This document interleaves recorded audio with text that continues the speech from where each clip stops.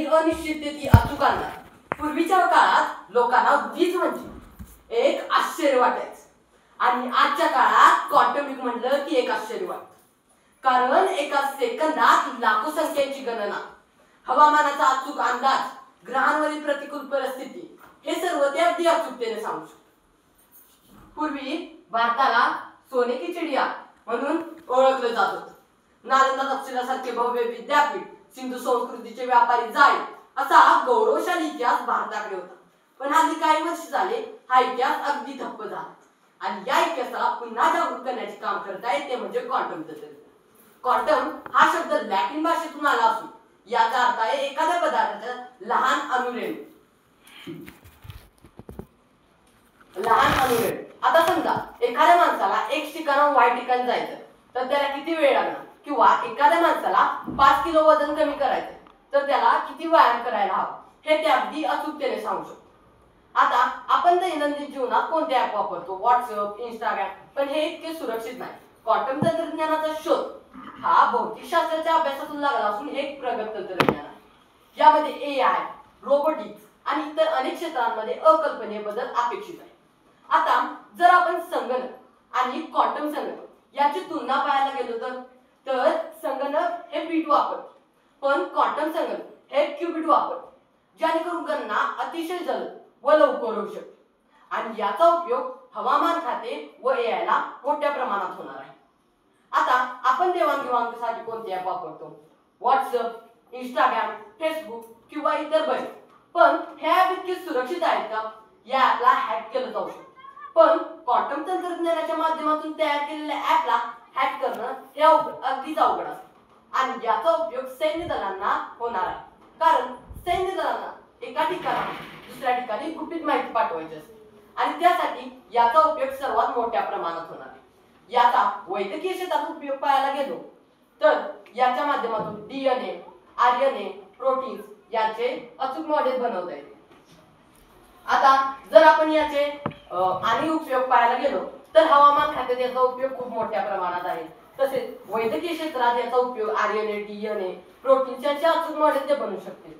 तसेच आता आंतरराष्ट्रीय संशोधनात पाहायला गेलो तर नेव्हिगेशन, डाटा ट्रान्सफर किंवा एखाद्या ग्रहावरील प्रतिकूल परिस्थिती समज हे याच्या माध्यमातून अगदी सोपे होते. तसेच जर आपण याचे कृत्रिम बुद्धिमत्तेमध्ये जर याचा उपयोग पाहायला गेलो तर याच्यामुळे एआय प्रणाली शिकण्याची क्षमता ही दुपटीने वाढते आणि जर एआय प्रणाली शिकण्याची क्षमता दुपटीने वाढली तर भाषांतर यंत्रणा ही दुप्पट जलद होते आणि याचा उपयोग म्हणजे आपल्याला भविष्यात खूप मोठ्या प्रमाणात होणार आहे. तसेच कृषीमध्ये याचा खूप मोठा उपयोग आहे. आता जर आपण औद्योगिक क्षेत्रात याचा उपयोग पाहायला गेलो म्हणजे गुंतागुंतीचे आहे तर यामध्ये एखाद्या वेळी अनिश्चिततेची याचा अचूक अंदाज लावू शकतो आणि त्यामुळे गुंतागुंतीतील धोका हा अगदी कमी होतो. तसेच औद्योगिक क्षेत्र, शैक्षणिक क्षेत्र यात याचा उपयोग खूप मोठ्या प्रमाणात आहे. आता जर आपण याचे दुष्परिणाम म्हणजे आव्हाने पाहायला गेलो तर हे तंत्र तांत्रिक गुंतागुंतीचे आहे आणि चुंबकीय बल किंवा वातावरण हे त्यावर लगेच परिणाम करते आणि त्यामुळे त्यामध्ये टेक्निकल फॉल्ट येण्याची शक्यता आहे. याला हॅक करणं अवघड आहे, पण एक चुंबकीय क्षेत्र किंवा तापमान यामुळे त्यावर टेक्निकल फॉल्ट येऊ शकतो. तसेच यामुळे रोजगारावरही मोठ्या प्रमाणात परिणाम होणार, कारण यामुळे एआय प्रणाली शिकण्याची क्षमता दुपटीने वाढणार आणि त्यामुळे रोजगार कमी होणार. तसेच यामध्ये सायबर धोका म्हणजे एखाद्या वेळी आता क्वांटम तंत्रज्ञानाच्या माध्यमातूनच आपण मोबाईलला हॅक करू शकतो, जसे की मोबाईलचे पासवर्ड खोलू शकतो. तर त्याचप्रमाणे शिक्षण कौशल्य यामुळे असमानताही मोठ्या प्रमाणात होणार आहे, कारण एखाद्या व्यक्तीकडे मोबाईल उपलब्ध नसेल तर तो याचा उपयोग घेऊ शकणार नाही. तसेच यामुळे नैतिक प्रश्नाची खूप मोठी समस्या होऊ शकते. आता आपण यात काय करू शकतो? आता याची माहिती आपण शालेय स्तरावर दिली पाहिजे. आता जशा भाषणाच्या स्पर्धा घेतात अशा अनेक स्पर्धा घेऊन विद्यार्थ्यांपर्यंत तो विषय पोहोचवला पाहिजे, जेणेकरून विद्यार्थ्यांना त्या विषयाची माहिती कळेल व पुढील भविष्यात ती याच्याबद्दल शैक्षणिक कार्य करू शकते. आता पुढचा म्हणजे एआय प्रणाली.